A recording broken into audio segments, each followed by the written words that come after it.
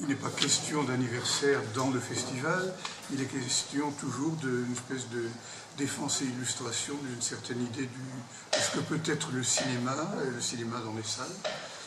Et donc il s'agit pour nous de proposer des films qui passeront dans l'année à se mettre en deux, mais les proposer bien avant leur sortie, et de les proposer pas seulement à un public gersois, ou on pourrait dire régional, de cinéphiles, mais aussi à des responsables de salles, à des exploitants, qui tout au long de l'année mènent un travail d'exploitant, c'est-à-dire souvent dans des communes de dimension modeste, qui consiste à montrer, bien sûr, la production courante, c'est-à-dire les films de la semaine dont on parle partout dans les médias, sinon ils ne pourraient pas vivre, et puis c'est une attente du public, mais qui en même temps, à côté de cette programmation, ont une démarche plus volontariste de donner un espace d'exposition à des films qui pourraient s'adresser à des publics très larges, mais qui de fait ne seront vus que par des spectateurs moins nombreux, mais que tout de même, ils sont nombreux finalement. Et donc voilà, c'est cette défense de la diversité. Donc le but de ce festival, lorsque je sélectionne avec l'équipe un certain nombre de films, ce n'est pas de montrer simplement des films que nous aimons, mais de donner une idée de la diversité de la création cinématographique aujourd'hui, en un temps où ce qu'on appelle le cinéma, mais c'est un mot qui veut dire tout et rien et tout son contraire. Hein. Ce qu'on appelle le cinéma, c'est quand même souvent les industries du divertissement. Et donc, ce sont des films jetables ou qui relèvent plutôt de mode et voilà. Ce que nous appelons le cinéma, c'est au fond un rapport qui est fondé sur l'attention, la curiosité, la patience devant un film, laisser le temps au temps de rentrer dans un film. Et ces films-là, ils sont extrêmement divers, différents, contradictoires. C'est ça qui est important, je pense. L'idée on dit, comment appeler ces films-là? On parle de l'art et essai. Bon, oui, on n'a pas peur des mots. C'est bien considérer le cinéma comme un art, mais quand on a dit ça, on peut dire des choses tellement différentes à propos de l'art. Mais considérer le cinéma comme un art et pas comme un produit, c'est sûr. Essai, ça veut dire que ça peut comporter des films qui ne sont pas forcément totalement aboutis.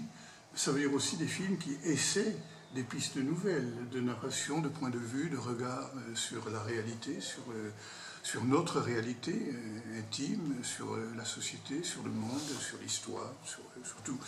Voilà, donc la programmation, elle répond à ça. Alors, nous avons 57 films en avant-première qui sont montrés en 4 jours, hein, le plus souvent 5 films en même temps, donc il faut faire des choix. Ces films-là, certains rencontreront un public consistant, important, nous espérons, nous ferons tout pour ça. D'autres seront vus par peut-être quelques-uns, mais ce sera pour eux une expérience importante.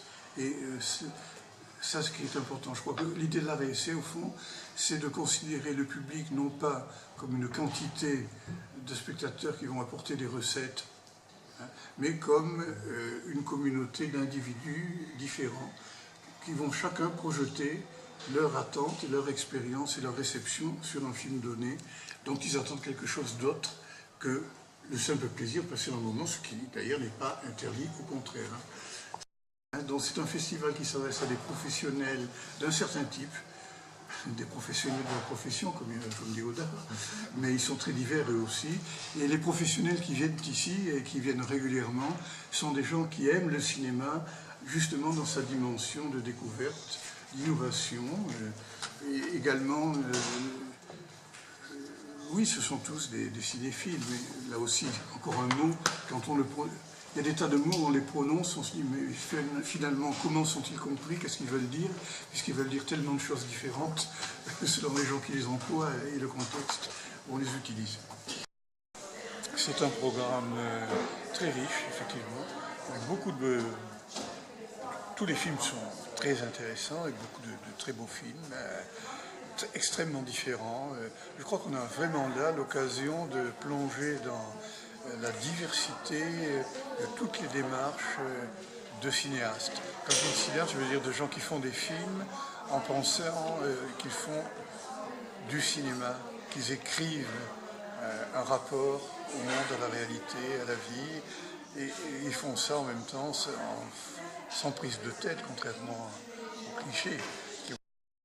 Ce festival est sous le signe des 40 ans de Ciné 32 et on fêtera ça très discrètement, mais symboliquement aussi, dans les 3 dernières séances du festival, puisqu'il y aura d'abord le nouveau film de Lars von Trier qu'accompagnera Jean Boucher en présentation et dans une sorte de masterclass après la projection pour tous ceux qui s'intéresseraient, réflexion sur le cinéma.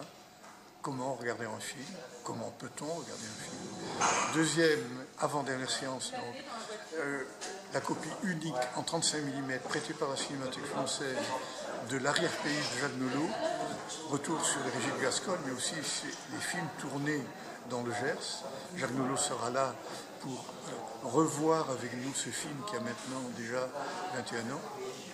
Et enfin, la Palme d'Or de Cannes en clôture, qui répondra en écho à la Palme d'Or qui avait ouvert l'activité de Ciné 32 le 18 octobre 1978, qui était Padre Padrone et des frères Taviani.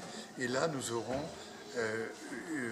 une histoire de famille de Coréda, Palme d'Or de Cannes, magnifique grand film cette année.